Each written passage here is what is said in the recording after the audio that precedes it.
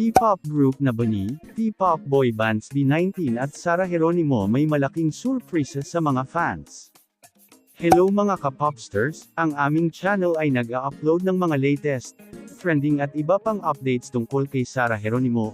Kung gusto mong nakakapanood nito, please consider to subscribe upang mas updated ka sa mga bago naming videos.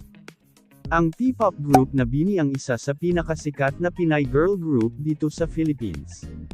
Ang BNI is under Star Magic with ABS-CBN management at nakatanggap na ng madaming awards and recognition dahil sa inspirasyon na dala ng grupo.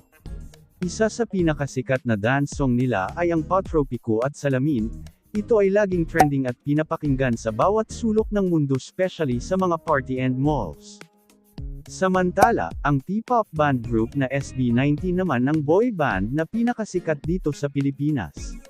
Nakapagtala ang boy group ng madaming awards at recognition at lahat ng concert nila ay successful. Bawat member ng grupo ay may kanya-kanyang career sa entertainment.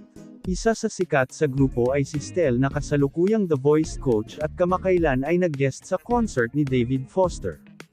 Ang dalawang T-pop Pinoy group na ito ay nagawa na ng pangalan sa Philippine Pop Entertainment, ganun din sa ibang bansa.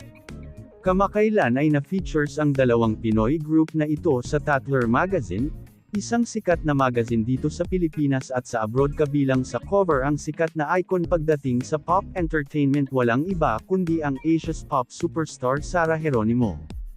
Ayon sa Tatler Magazine, sina Sarah Geronimo, girl group BNI at boy band na SB19 ang nagdadala ng pop music sa buong mundo at nagpapakilala kung gaano kaganda ang OPM pop music all over the world. Ayon pa sa highlights, si Sarah Geronimo ang kauna-unahang Pinay pop icon ang nagbigay ng karangalan sa ating bansa bilang kinatawan sa Billboard Women in Music at Women of the Year sa Billboard PH. Ano masasabi nyo dito mga ka-popsters? Please hit the like button, share and please consider to subscribe our official YouTube channel para updated ka sa mga latest news tungkol kay Sarah Geronimo.